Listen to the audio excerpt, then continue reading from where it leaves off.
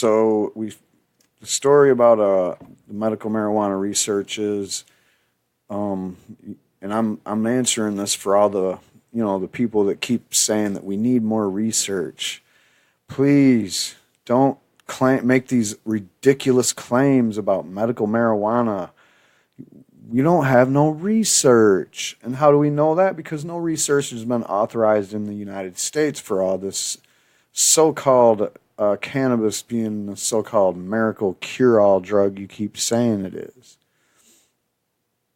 And now, I mean, you might, if you watch some of my videos about this topic, you might come to the conclusion that I do think that marijuana is pretty much a cure-all. It pretty much is. It'll cure the economy. It'll cure individual people's economy if you let it. It'll cure the environment if you let it. It'll cure all kinds of stuff. I mean, it cures diseases, and I'm pretty sure that it just is a good preventative tool because of all the medicinal properties that it has. So anyway, if you really want to know where all the research is, it's in Israel. It's in Israel, and for a long time, it's been funded by the U.S. government, or a lot of it has. Not a lot of it, but a lot of money from the U.S. government has went into funding a lot of research in Israel. Better believe it. We're about to uncover this.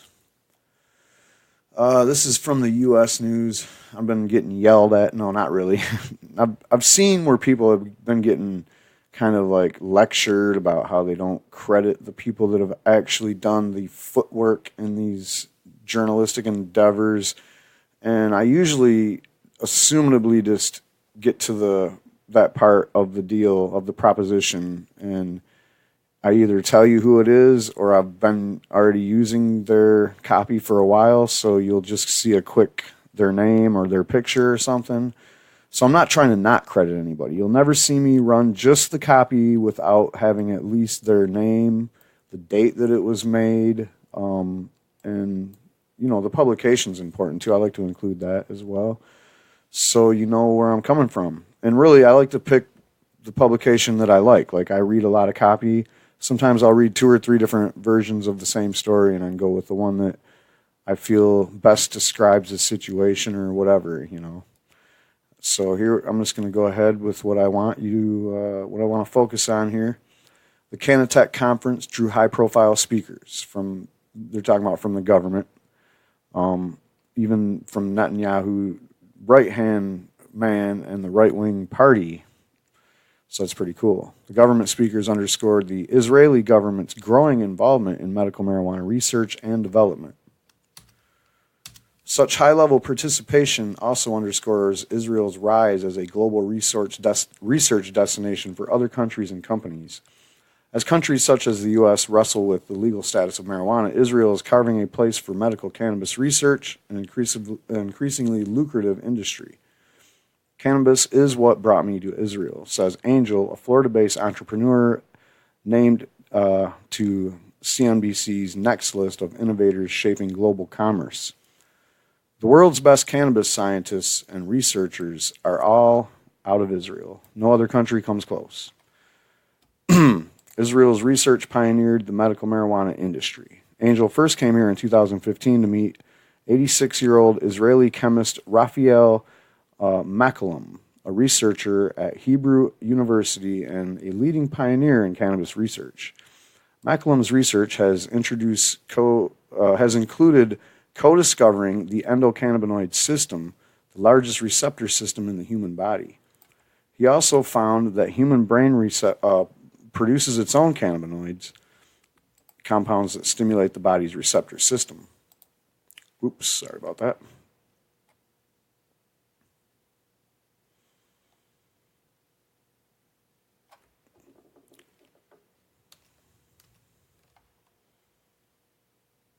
So that's some pretty amazing things that this guy's already done. The revelation of this endogenous cannabinoid system essentially legitimized the study of a substance previously on the margins of scientific research.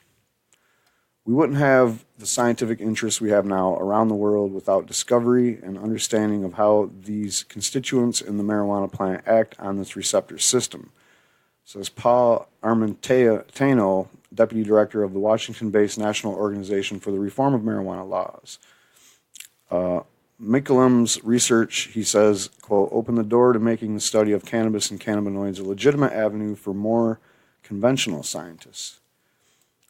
The Drug Enforcement Administration labels marijuana a Schedule I narcotic with no currently accepted medical use and a high potential for abuse. The same classification as heroin, making cannabis more tightly controlled than cocaine and amphetamines, methamphetamines specifically. This policy makes conducting marijuana research in the U.S. extremely difficult, as researchers must first obtain approval from the DEA, Food and Drug Administration, and the National Institute on Drug Abuse. And we've all seen the marijuana that they provide you when you ask to do a marijuana study. Enter Israel, which has become an international leader in cannabis research, partly fueled by the world's highest percentage of financial resources devoted to this research. Israel was among the first countries to legalize medical marijuana and is one of just 3 countries with a government-sponsored cannabis program along with Canada and the Netherlands. If you put Canada and the Netherlands together, it kind of sounds like cannabis, maybe. I don't know. The Israeli parliament recently took steps towards legalizing the export of medical marijuana. The Israeli company Breath of Life will soon open a 1 million square foot grow house and research center in southern Israel.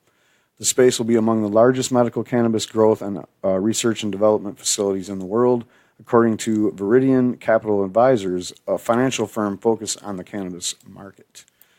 Israel has the world's highest ratio of marijuana users, with 27% of the population aged 18 to 65 having used marijuana in the last year, followed by Iceland and the United States at 18 and 16. I think the United States is a higher number than that. However, there's still a lot of people that are afraid to admit smoking marijuana, as it's still illegal in a lot of states, so there's still that stigma. Anyway, such sensibilities coupled with the country's dedication to medical research helps explain why conducting clinical trials involving cannabis is comparatively easy. Right now, there are more than 110 clinical trials involving cannabis. Let me try that again. Right now, there are more than 110 clinical trials involving cannabis are underway. I think that's supposed to say underway in Israel. More than any other country, says Michael Dorr, senior medical advisor at the Ministry of Health's Medical Cannabis Unit. Many of those studies are funded by the Israeli government, Dorr says. Much of the funding also comes from foreign governments, including the U.S., Canada, Australia, and Germany. Countries where it is more difficult and more expensive to conduct such studies, or impossible in the case of America. Governments and companies are also aware of the growing profits in the industry. The global market for medical cannabis was worth approximately $11 billion in 2015 and is expected to reach $56 billion by 2025, according to market research firm Grandview Research. So, I mean, everybody knows this. What's taken America so long to, get out of the Stone Age, literally? I mean, what is the deal, Alabama? I mean, I think it's literally the religious right that is really the last thorn in the side of medical marijuana. Medical marijuana has a 92% approval rating whenever you poll it. But somehow that 8% is just adamant on keeping that shit illegal if they can, or as illegal as they can, and keeping the stigma on regular marijuana, to the poll numbers there. They're trying to fight it. Let's just say that. Some U.S. companies are now outsourcing their research to Israel. Makulam, for example, Makulam, for example, works with 3 of them. Other companies have younger Israeli researchers on their boards, and at least 15 have set up their entire research operations on Israeli soil. a U.S.-based Steep Hill Labs, which opened America's first commercial cannabis lab in 2008, recently launched a joint venture with ICANN, an Israeli cannabis firm. Quote, there are very few countries where you can do clinical research involving human beings, says Jean-Michel Keller, president of Steep Hill. Quote, Israel is the epicenter of research and development, not only in growing the plant and creating extracts and different products, but also on the medical and research fronts. So we know that we really needed to be there. The U.S. government seems to agree. The National Institute on Health funded Mikolam's research for the past 50 years, providing an average of $100,000 a year to study the medicinal benefits of cannabis. Wow, that is amazing. So not all the money we send over to Israel is going to bombs and shit. There are other draws to looking to Israel to outsource research. Quote, the talent pool is very concentrated, says Angel, noting that Israel is the size of New Jersey.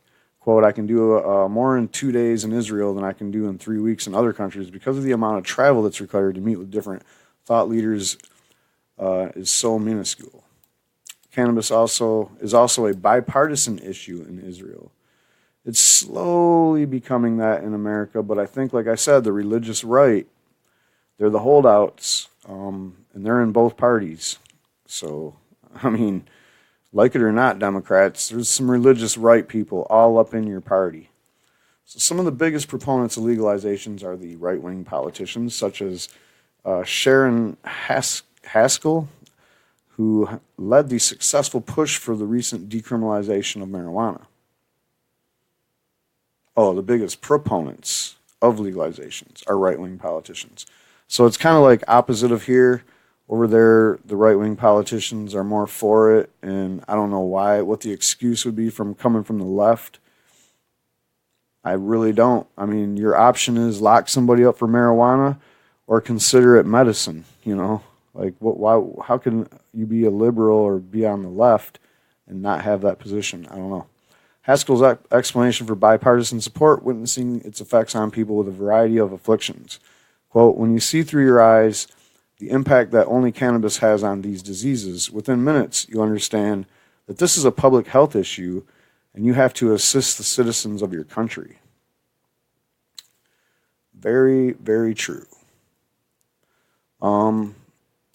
So I've been like doing a lot of stories about the problems with research in America. We can learn from Israel. But it kind of frustrates me and makes me a little mad that Israel is allowing all this. I mean, we're all signed on to the same world treaty that prohibits marijuana and puts it in Schedule 1. But Israel's over here doing what they want to, and yet we're over here and we're not.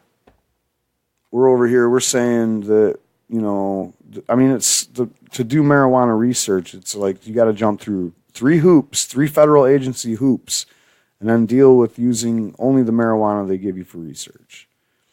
So that's all I got on this. Israel, the leader in American companies doing research in Israel, and the number one doctor doing the researcher is partially funded by the American National Institute on Health. And this is the guy that he was co-discovered the endocannabinoid system, opening the door for research because of legitimacy. And yeah, I know that if it wasn't for the wranglings of prohibition and the politicians that would like to see marijuana illegal forever, if it wasn't for that, we would be the leaders in this research. You know we would. But we're not, because we can't. Doesn't make any sense.